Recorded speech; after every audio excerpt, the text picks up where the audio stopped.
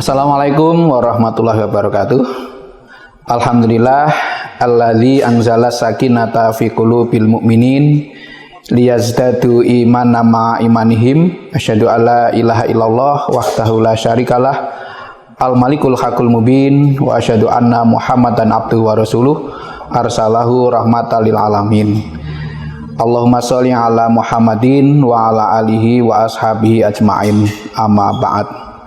Pemirsa kajianmu yang berbahagia, semua orang dalam hidup ini tentu pengen hidup yang selamat, apapun profesinya dan siapapun dia pasti itu ingin hidup selamat, baik selamat di dunia maupun selamat di akhirat. Nah, dalam hal ini Rasulullah Shallallahu Alaihi Wasallam memberikan resep salasun munjiyatun khasyatullah fisiri wal alaniyah wal adlu firridho wal ghadab wal qanaatu fil fakri wal ghina. Ada tiga jalan yang bisa kita tempuh agar hidup kita itu selamat. Yang pertama, takut kepada Allah baik ketika sunyi maupun di tengah keramaian. Yang kedua, tetap berlaku adil ketika berkenan maupun tidak berkenan, ketika ridho maupun ketika marah. Dan yang ketiga, tetap hidup sederhana baik ketika harta melimpah maupun harta tidak melimpah, atau ketika sedang kaya maupun sedang miskin, itu tetap hidup sederhana. Pemirsa yang dimuliakan Allah, yang pertama, takut kepada Allah. Takut kepada Allah itu baik ketika sunyi, ketika sendiri maupun di tengah keramaian. Nah, tentu takut kepada Allah di tengah keramaian itu jauh lebih mudah daripada takut kepada Allah ketika sendirian. Nah, sehingga orang itu ketika sendiri pun sudah berani takut kepada Allah, atau dia takut kepada Allah ketika sendiri, maka akan lebih mudah untuk takut kepada Allah di tengah keramaian. Nah, orang yang takut kepada Allah itu yang dilakukan adalah senantiasa mendekatkan diri kepada Allah. Dan jalan untuk menuju takut kepada Allah yang sejati adalah dengan menambah ilmu. Innama yakhsyallahu min ibadihi ulama. Sesungguhnya yang takut kepada Allah hanyalah orang-orang yang berilmu. Itu dalam surat Fatir ayat 28. Dengan demikian, orang itu semakin mendalam ilmunya, semakin tinggi ilmunya, semakin banyak ilmunya, maka idealnya dia semakin takut kepada Allah.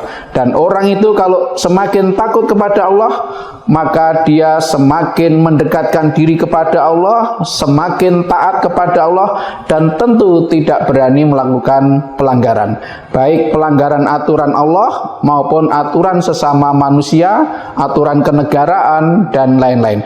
Kalau orang takut kepada Allah, itu pasti dia semakin taat kepada Allah. Kemudian yang kedua, orang yang tetap berlaku adil, baik ketika dia berkenan maupun sedang tidak berkenan. Orang yang berlaku adil itu orang yang selalu taat pada aturan, melaksanakan apa yang menjadi kewajibannya, aturan ditegakkan, baik ketika dia sedang ridho maupun sedang marah. Bahkan Al-Quran mengatakan, jangan sampai kebencianmu terhadap orang lain menyebabkan kamu berlaku tidak adil. Nah, dalam situasi yang tidak suka sekalipun, artinya benci itu kan tidak suka, kita masih diperintahkan untuk tetap berlaku adil. Nah, oleh karena itu kita pasti selamat. Kalau Anda sedang punya kedudukan, orang punya kedudukan itu kan orang yang punya peluang untuk berlaku tidak adil atau berlaku zalim kepada anak buahnya. Kalau dia tetap bisa berlaku adil, baik dia sedang suka maupun tidak suka kepada anak buah itu, maka dia akan menjadi orang yang selamat. Kemudian yang ketiga, tetap hidup sederhana. Meskipun sedang hartanya melimpah atau hartanya sedang dicukupkan atau dibatasi oleh Allah. Nah, hidup sederhana itu juga menjadi kata kunci agar kita selamat dalam menjalani hidup bermasyarakat. Yang sering menyebabkan orang itu gagal selamat atau dia celaka dalam kehidupan di dunia ini juga di akhirat nanti adalah karena keinginan-keinginan tentang keduniaan itu melampaui apa yang menjadi kemampuannya. Jadi hidupnya itu jauh di atas batas kemampuan yang bisa dijangkau, sehingga karena di atas kemampuan yang bisa dijangkau, kemudian mencari-cari cara agar bisa memenuhi apa yang diinginkan itu. Dan cara yang ditempuh itu umumnya adalah cara-cara yang melanggar peraturan. Maka saya sering menyampaikan bahwa hidup itu ada 3 kemungkinan. Yang pertama adalah hidup mewah, yang kedua hidup sabar, dan yang ketiga hidup sederhana. Nah, hidup mewah itu orang yang menjalani hidup di atas kemampuannya. Jadi misalnya kemampuannya itu hanya membeli mobil, kok dia membeli pesawat. Nah, tentu tidak cukup. Nah, kalau tidak cukup, maka umumnya menempuh jalan kalau tidak mencuri, ya berhutang. Nah, keduanya itu membuat hidup tidak tentram. Nah, kemudian yang kedua, hidup sabar. Itu hidup sesuai dengan kemampuannya. Nah, dia akan lebih tenang dalam jalan hidup. Dan yang paling baik adalah hidup sederhana. Hidup di bawah kemampuannya. Sesungguhnya dia punya kemampuan untuk membeli pesawat, tapi dia hanya membeli mobil saja. Nah, oleh karena itu penampilannya memang sederhana, sewajarnya, sakmadya, tetapi orang hidup sederhana itu pasti merasa ringan untuk diajak berjuang dan berkorban. Tapi orang yang hidup mewah, meskipun secara penampilan itu keren, hampir pasti sulit untuk diajak berkorban dan berjuang di dalam hidup ini.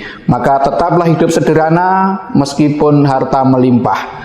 Kalaupun sedang tidak melimpah atau sedang dibatasi rezekinya oleh Allah, dia akan bisa bersabar. Itu ketika hidup sederhana. Mengapa orang hidup sederhana itu bisa selamat?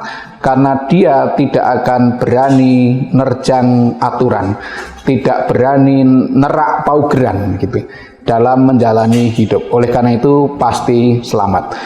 Pemirsa yang dimuliakan Allah, saya ulangi, kunci hidup selamat ada 3. Yang pertama, takut kepada Allah ketika sendiri maupun di tengah keramaian. Yang kedua, tetap berlaku adil, baik ketika kita berkenan maupun tidak berkenan.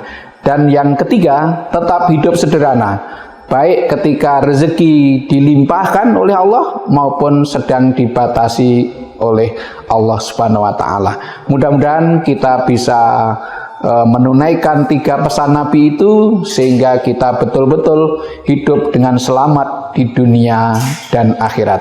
Billahi taufik wal hidayah. Assalamualaikum warahmatullahi wabarakatuh.